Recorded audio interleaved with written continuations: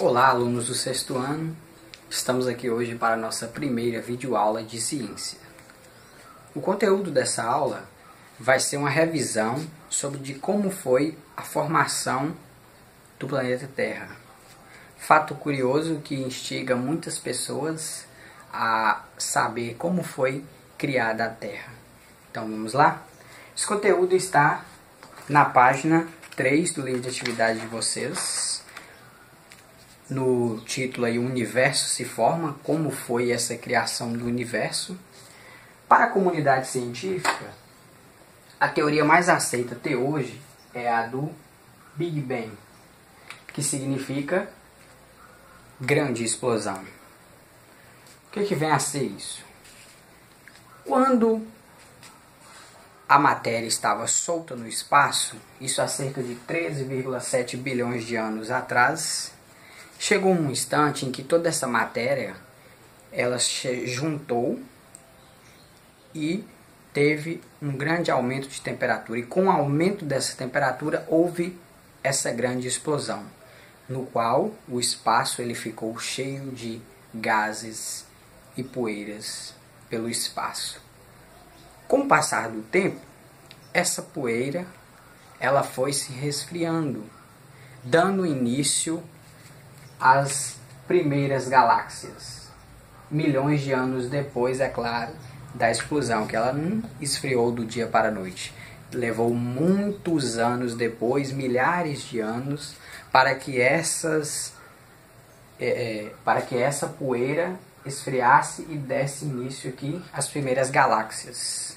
A galáxia ela é formada de várias estrelas, tem como ponto forte aí um Sol, toda a galáxia ela tem que ter um Sol, e os planetas que circulam ao redor desse Sol. No nosso caso, a nossa galáxia ela é a Via Láctea.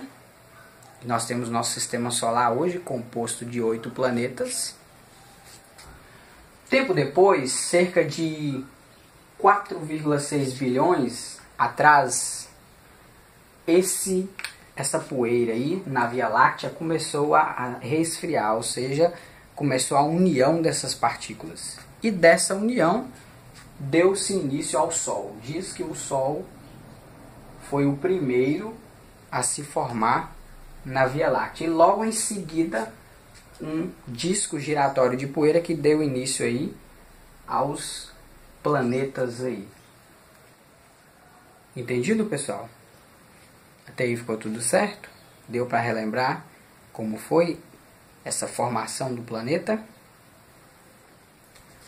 Logo depois, lá na página 6, nós vimos por que um planeta ele tem esse formato esférico.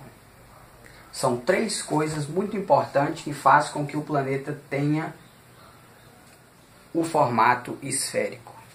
Uma delas, seu tamanho. Quanto maior for o corpo celeste, maior ele vai ter isso aqui, ó. Força gravitacional, que é a força que faz com que a gente fique aqui sobre a Terra. A Lua tem força gravitacional 10 vezes menor do que a Terra. Então lá na Lua a gente caminharia provavelmente dando salto, porque lá o nosso peso seria menor em relação aqui na Terra. Então, quanto maior for o corpo celeste, maior ele vai ter de gravidade, vai ter uma força de gravidade maior. E com isso, ele vai ter a rotação, que é o movimento que a Terra faz, que origina o dia e a noite. E é essa rotação que faz com que o planeta, de tanto girar, ele tenha esse formato esférico. Entendeu, pessoal? Bom, dando continuidade aí, pessoal, vocês podem estar fazendo o exercício aí da página 6 e 7 do livro didático de vocês, que é uma forma com que vocês aprendam ainda mais esse conteúdo. Dando continuidade, nós vimos um fato aí que chama bastante a atenção da gente, que é o fato da Terra plana. Até hoje em dia, muitas pessoas pensam que a Terra é plana, mas na verdade, por meio de imagens telescópicas do espaço, nós vimos que a Terra tem um formato esférico. Olha só, 8.000 anos atrás já tinha essa comprovação de que a Terra era esférica. Por quê? Pitágoras já teve uma intuição disso. 200 anos depois, Aristóteles comprovou tal fato. Por quê?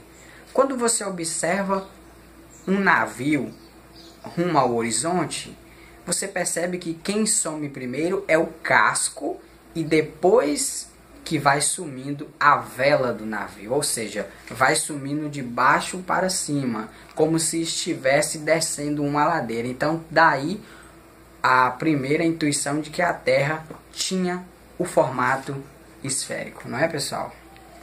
Olha só, depois nós começamos aí sobre o sistema solar. Quais foram os primeiros modelos propostos aí na criação do sistema solar? E esse conteúdo, ele está aí na página 9 e comprova isso aí. Olha só, antigamente, o único modelo que era aceito aí era o modelo geocêntrico. O que significa geocêntrico? Geo é terra, cêntrico, ou seja, é como se a Terra fosse o centro do universo. Para a igreja, eles só aceitavam isso, que a Terra seria o centro do universo. Pois, segundo tem aí, Deus criou primeiro a Terra e depois as outras coisas. Então, daí que a igreja contestava que o modelo aceito era geocêntrico, que foi proposto aí por Ptolomeu. Esse modelo perdurou aí, teve a duração até 1543. Logo após muitas observações, Nicolau Copérnico, ele teve a intuição de que o Sol seria o centro do universo. Por que ele teve essa comprovação? Veja bem. Daqui da Terra, o único planeta que pode ser visto a olho nu é Vênus. Você olha lá e tem uma grande estrela brilhando, Vênus. Em determinadas épocas do ano, você não consegue enxergar Vênus daqui da Terra. Ou seja, Vênus fica projetada atrás do Sol. Então, daí Copérnico deduziu de que os planetas giram ao redor do Sol. O Sol, ele é o centro do universo. E essa lei, ela é apoiada até hoje. Correto, pessoal?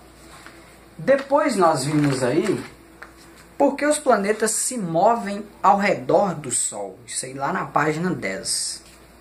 Os planetas se movem ao redor do Sol pelo movimento orbital, ou seja, eles fazem uma órbita ao redor do Sol. Isso, desde lá do início, lembra de quando o Sol foi criado? Logo depois do Sol, ao redor dele ficou um disco de gás e poeira girando em um sentido. Então, desde lá que os planetas circulam ao redor do Sol. Mas tem uma explicação melhor. Por que os planetas giram ao redor do Sol?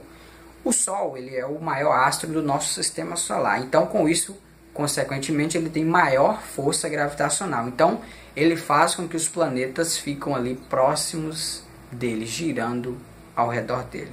Entendido, pessoal? Então, a próxima aula nós veremos aí sobre os planetas, a característica de cada planeta.